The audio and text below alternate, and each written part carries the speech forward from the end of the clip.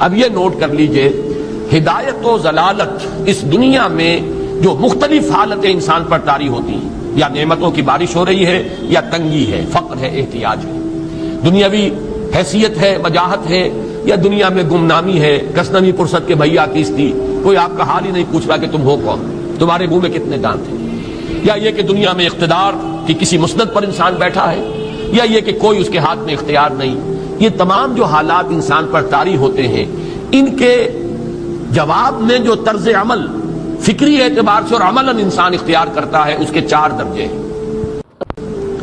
پہلا درجہ ہے انتہائی گمراہی، ضل ضلالا بعیدا۔ وہ کیا ہے؟ اگر عزت ہوئی، نعمتیں ملی، فلاں دیوی یا دیوتا کی نگاہ کرم ہے، اس کی کرپا سے یہ ہو گیا، اور اگر کوئی تکلیف آ گئی، مصیبت آ گئی، معلوم ہوتا ہے کہ فلاں دیوی یا دیوتا ہم سے ناراض ہو گیا، یہ کالی دیوی کی طرف سے کوئی مصیبت آ گئی ہے، یا یہ کہ یہ لکشمی دیوی کی نگاہ کرم ہے کہ ہمیں دولت مل گئی ہے۔ یہ تو ہے شرک۔ شرک ہونے کے اعتبار سے یہ ہے ضل ضلالا بعیدا، انتہائی پستی۔ اس پستی سے اوپر آئیں گے تو توحید کی پہلی منزل ہے۔ عزت دی اللہ نے دی، اگر کوئی تنگی آ گئی، فقر، تکلیف، کوئی ذلت، رسوائی، یہ بھی اللہ کی طرف سے۔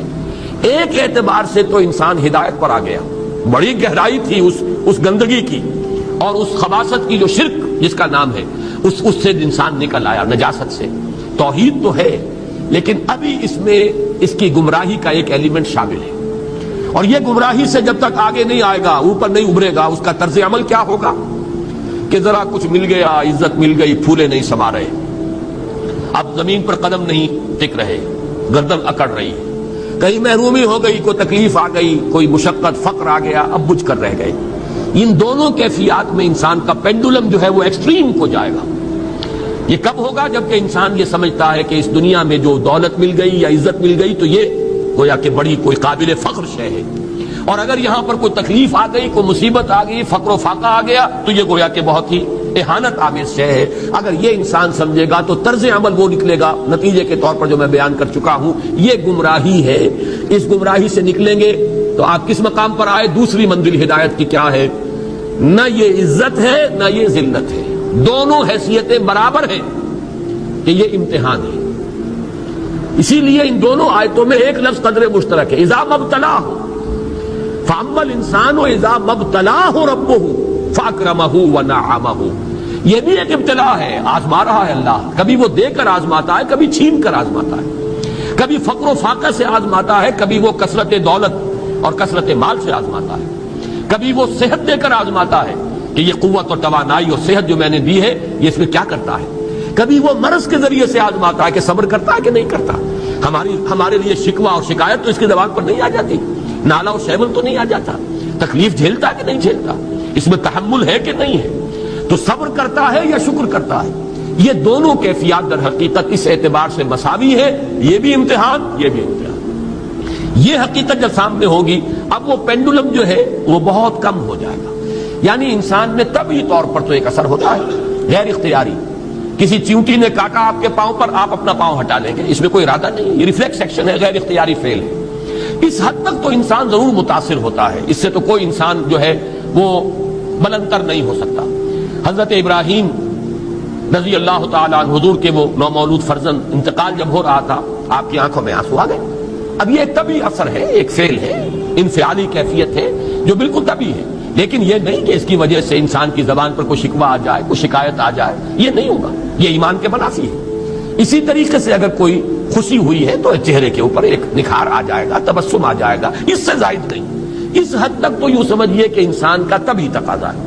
اس سے زیادہ یہ پینڈولم اگر سوئنگ کر رہا ہے تو گویا کہ اس حقیقت سے انسان محجوب ہے کہ یہ بھی امتحان ہے، یہ بھی امتحان ہے، جو ہم سورہ حدید میں پڑھ چکے ہیں۔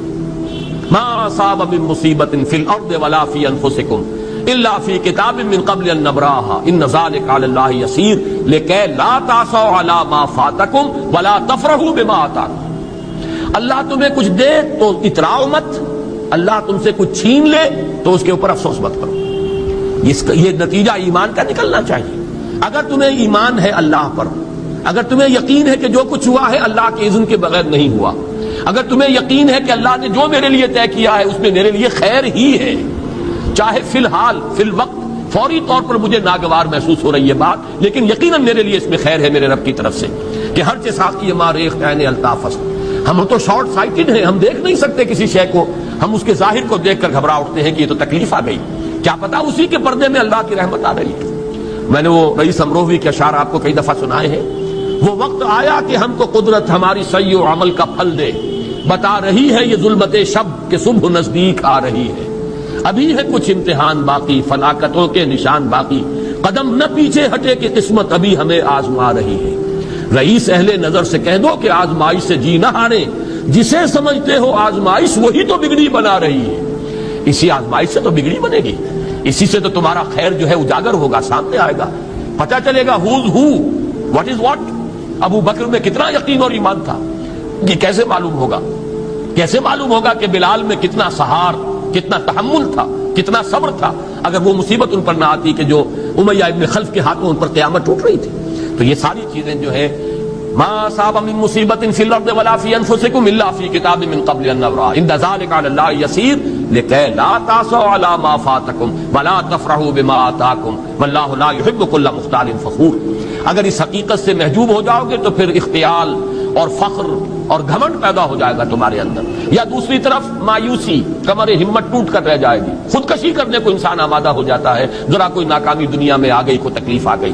یہ ہے در حقیقت تیسری منزل، ہدایت کی دوسری سیڑھی. پہلا کیا تھا؟ نہایت ضل ضلالا بعیدا، کوئی خیر مل گیا تو کسی دیوی کی نگاہ کرم، کوئی تکلیف آ گئی تو کسی دیوتا کی ناراضگی، یہ تو ہے ضل ضلالا بعیدا. اس سے اوپر آئے، یہ پہلی سیڑھی ہدایت کی ہے.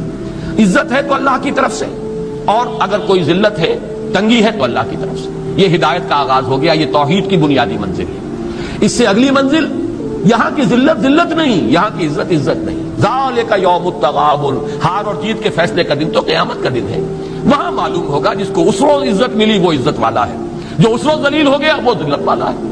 یہ تو امتحان ہے، دارالامتحان ہے. خلق الموت والحیات لیبلوکم ایکم احسن عملا، یہ تو دارالامتحان ہے. امتحان ہونے کے ناطے دونوں برابر ہیں. اس سے اوپر ہے ایک چوتھی منزل، ہدایت کی تیسری منزل. وہ کیا ہے؟ عام طور پر انسان یہ سمجھتا ہے کہ یہ جو آزمائش ہے تنگی کی اور فقر و فاقہ کی، یہ سخت تر آزمائش ہے، اور نعمتوں کی بارش ہو تو یہ آسان آزمائش ہے. یہ بھی ابھی گمراہی کا ایک پرت جو ہے اس کی باقی ہے.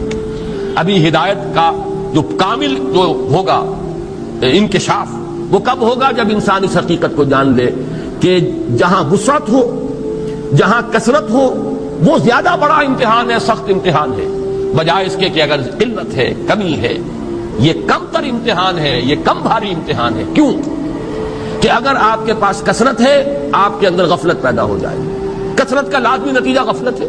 نہ کوئی غم کرو نہ خوف، خوشیاں مناؤ جنت کی جس کا تم سے وعدہ کیا گیا تھا. اللہ کی ربوبیت پر اطمینان جب انسان کو ہو جاتا، میرا رب اللہ ہے، ربی اللہ، انسان کے لیے نہ کوئی کھٹکا، نہ کوئی خطرہ، نہ کوئی خوف، نہ کوئی حزن. جو کچھ ہو رہا ہے کس کے اذن سے ہو رہا ہے؟ اللہ کے اذن سے. اللہ کے اذن کے بغیر پتہ تک نہیں ہلتا. یہ کوئی اندھا بہرا مادہ نہیں ہے جس سے مجھے کوئی خوف ہو. اندھا بھینسا چلا رہا ہو اس سے تو ڈرنے کا ہر انسان کو ڈرنا چاہیے، نہ معلوم کس کو ٹکر مار دے. لیکن نہیں، اس کائنات کو چلانے والا ایک سمیع و بصیر خدا ہے. وہ جو میرا دوست ہے، میرا ولی ہے. اللہ ولی الذین آمنوا یخرجہم من الظلمات الی النور. اللہ اہل ایمان کا ولی ہے، ساتھی ہے، پشت پناہ ہے، مددگار ہے، حمایتی ہے. بتائیے جسے یقین ہو جائے کہ اللہ میرا مددگار، اللہ میرا محافظ، اللہ میرا پشت پناہ، اللہ میرا حمایتی، اس کے لیے کوئی خوف ہوگا؟ اس سے کوئی ڈر ہوگا؟ میں مثال دیا کرتا ہوں ایک بہت سادہ، پنجاب کے دیہات کی. تو بڑا چودھری ہے اور کوئی غریب کسان ہے. اس غریب کسان کی کہ جانوروں کو ہر وقت اندیشہ ہوگا چوری کا، کوئی میری بھینس کھول کر نہ لے جائے، کوئی میرا بیل کھول کر نہ لے جائے. لیکن جس کے بارے میں یہ سب کو معلوم ہو کہ وہ جو بڑا چودھری ہے وہ اس کا دوست ہے، اس کی بچیا کو کوئی خوف ہوگا؟ اس کی بھینس پر کوئی ہاتھ ڈالے گا؟ اسے کوئی اندیشہ ہوگا؟ نہیں. کیوں؟ کہ وہ بڑا چودھری، بڑا اس کا یہاں کا سردار، جاگیردار، سب کو معلوم ہے وہ میرا دوست ہے، کوئی میرے خلاف اقدام نہیں کر سکتا. اس دنیا میں یہ چھوٹی سی بات اگر آپ کے دلی اطمینان اور سکون کا باعث بن سکتی ہے تو ذرا تصور کیجئے. میں لفظ تصور استعمال کروں گا صرف اس لیے کہ اس کا ہم جس کو کہتے ہیں ادراک اور شعور کر نہیں سکتے، اگر کے ساتھ کر سکتے. اگر یقین ہو کہ اللہ میرا مددگار اور یقین ہو کہ اللہ ہر آن میرے ساتھ ہے، پھر کوئی خوف کس کا خوف؟ کوئی شے اللہ سے بالا تر ہے؟ کوئی قوت اس سے زیادہ طاقتور ہے؟ کوئی اس کے ارادے کو بدلنے والا ہے؟ کوئی اس کی مشیت کے آڑے آنے والا ہے؟ یہی بات ہے جو حضور نے فرمائی. یہ ایمان کا حاصل ہے لب لباب کہ دیکھو اچھی طرح اس بات کو ذہن نشین کر لو. اگر تمام انسان مل کر تمہیں کوئی نقصان پہنچانا چاہے نہیں پہنچا سکتے مگر جو کچھ اللہ نے لکھ دیا ہو، اور تمام انسان مل کر تمہیں کوئی نفع پہنچانا چاہے نہیں پہنچا سکتے مگر وہ شے جو اللہ نے طے کر دیا. آپ پھر میں کہوں گا ذرا تاریخ کیجئے، اسے فرض کیجئے، اسے سوچئے. اگر اس حدیث پر ہمارا دل ٹھکا ہوا ہو تو کسی سے ڈر ہوگا؟ یہ مجھے نقصان نہ پہنچا دے، یہ میری رپورٹ خراب نہ کر دے، یہ میری انکریمنٹ نہ رکوا دے، یہ میرا یہ نہ بگاڑ دے، یہ میرا یہ نقصان نہ پہنچا دے. اس کا ڈر، اس کا ڈر، اس کا خوف، اس کی خوشامد، اس کے لیے جا کر طرح طرح سے اپنی عزت نفس کو ذلیل کروانا اس کے سامنے. یہ سب کچھ کیوں کرتا ہے انسان؟ جب سمجھتا ہے کہ اس کے ہاتھ میں میرا کوئی نفع ہے، اس کے ہاتھ میں میرے لیے کوئی ضرر ہے، یہ مجھے کوئی غضب پہنچا سکتا ہے، یہ مجھے کوئی نقصان پہنچا سکتا ہے، یہ میرا کوئی کام بنا سکتا ہے، یہ میری کوئی ضرورت پوری کر سکتا ہے. اسی کا نام شرک ہے. جہاں آپ نے یہ سمجھا کہ غیر اللہ کے اندر کوئی طاقت موجود ہے وہی شرک ہے.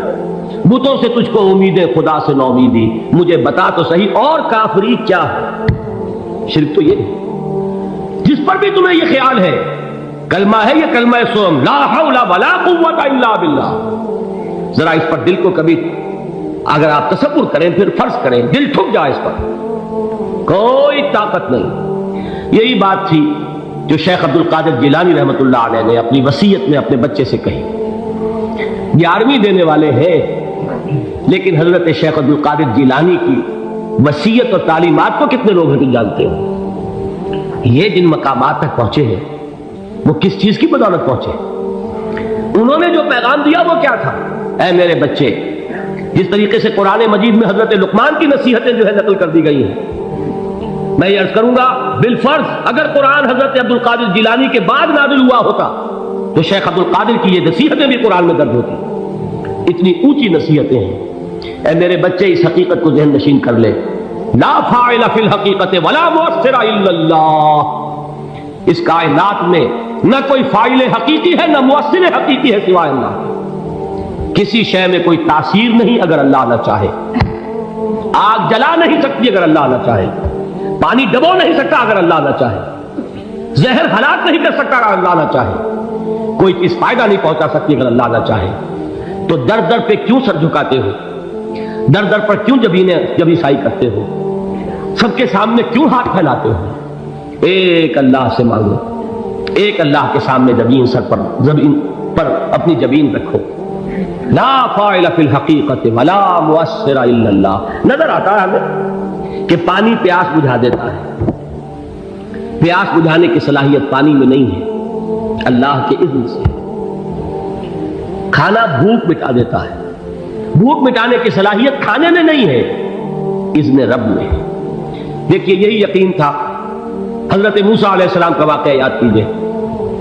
سامنے سمندر آ گیا ہے، قوم دیکھتی ہے پیچھے کہ گرد و غبار کا طوفان.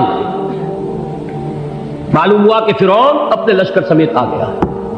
لشکر جب چلتا تھا تیز رفتاری کے ساتھ تو گرد و غبار کا جو طوفان اٹھتا تھا اس کا تصور کیجیے، اور لمحہ بلمحہ وہ قریب آ رہا ہے. پوری قوم نے کیا کہا؟ اے موسیٰ انا لمدرکون، اے موسیٰ ہم کو پکڑے گئے. قرآن مجید میں تو یہاں وہ باتیں نہیں لکھی ہیں لیکن تورات میں یہ درج ہے کہ بنی اسرائیل جھگڑنے لگے، دست و گریبان ہو گئے موسیٰ کے ساتھ. موسیٰ نے یہاں مروایا لا کر، اس سے تو ہم وہیں بہتر تھے، وہاں کھانے کو ملتا تھا، زندگی تو تھی، بیگار ہم کر رہے تھے، موت تو نہیں تھی۔ اب جو کچھ ہوگا اس کا تصور کرو، جس طریقے سے ہمارے ٹکڑے اڑائے جائیں گے۔ تو لڑ رہے ہیں حضرت موسیٰ علیہ السلام سے، یہ تورات کی تفصیل ہے۔ قرآن میں صرف اتنا آیا ہے، پریشان ہو کر انہوں نے کہا انا لمدرکون، موسیٰ ہم تو پکڑے گئے۔ اس وقت موسیٰ کا جواب کیا ہے؟ کلا ان معی ربی سیہدین، نہیں، میرے ساتھ میرا رب ہے، وہ راستہ دے گا۔ بتائیے کہاں راستہ نظر آ رہا ہے؟ یہ ہے ایمان بالغیب۔ راستہ نظر نہ آئے تب اللہ پر یقین ایمان ہے، جیب میں پیسے ہوں اور تب دل کو اطمینان ہے، تو ایمان کس پر ہوا؟ پیسے پر، اللہ پر نہیں۔ جب وسائل و ذرائع نہ ہو اور پھر یقین ہو کہ اللہ مسبب الاسباب ہے، وہ اسباب کا پابند نہیں ہے، وہ اسباب کا محتاج نہیں ہے، اسباب اس کے محتاج ہے۔ اگر یہ یقین ہے تو اللہ پر ایمان ہے، یہ نہیں ہے تو تمہارا ایمان اسباب پر ہے، وسائل پر ہے، ذرائع پر ہے، مادیات پر ہے، اللہ پر نہیں۔ اس وقت کہاں راستہ تھا؟ کوئی راستہ تھا؟ سمندر ہے اور ادھر سے لشکر آ گیا ہے۔ کلا ان معی ربی سیہدین۔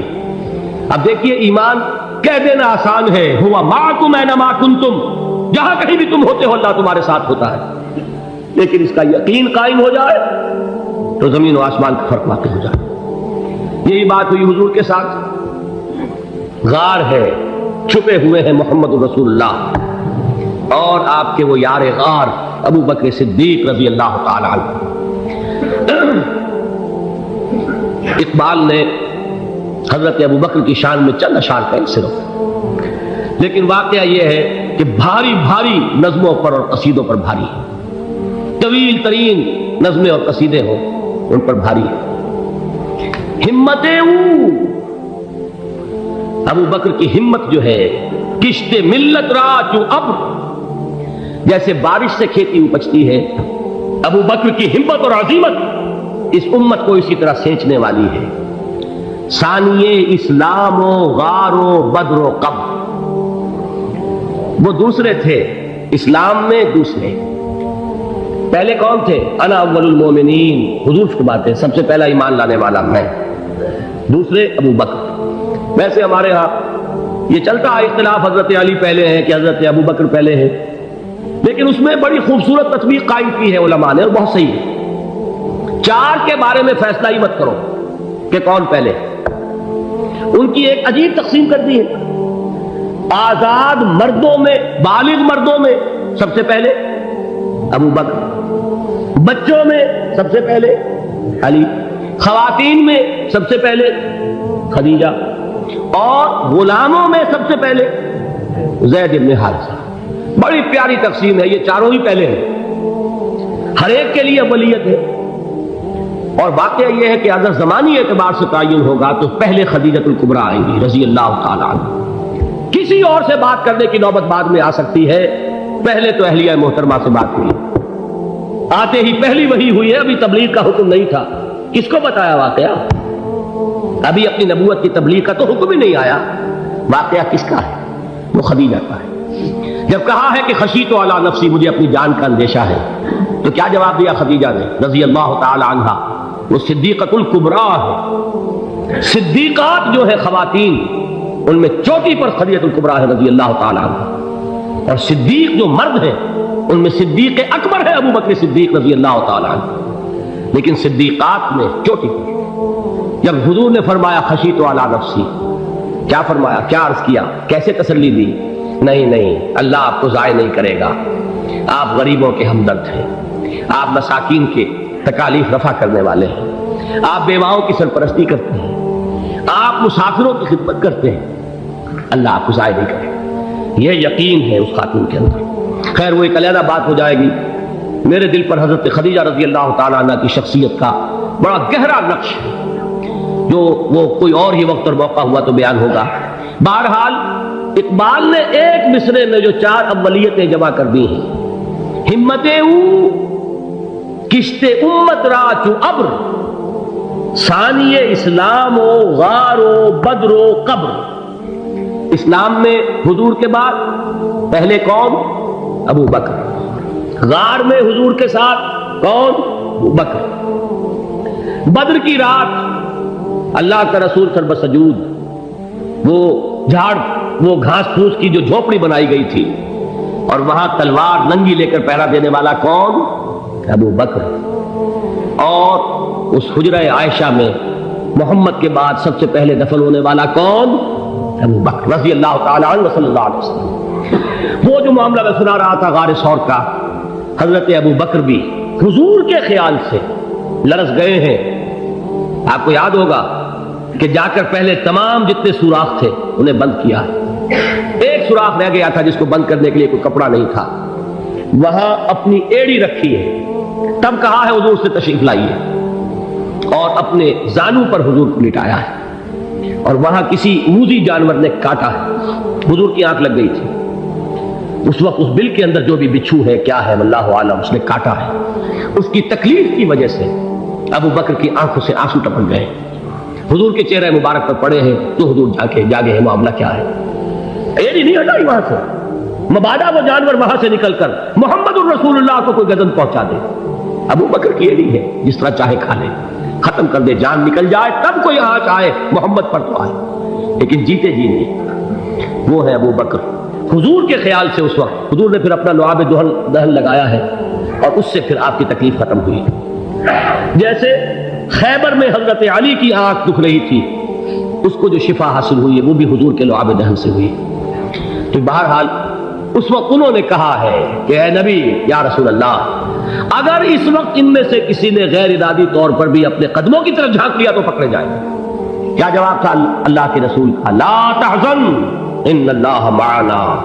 اللہ ہمارے ساتھ ہے، کیوں گھبراتے ہو ابو بکر؟ یہ ہے ایمان باللہ. میرا مالک اللہ، میرا رازق اللہ، میرا محافظ اللہ، میرا مددگار اللہ، میرا پشت پناہ اللہ، میرا دوست اللہ.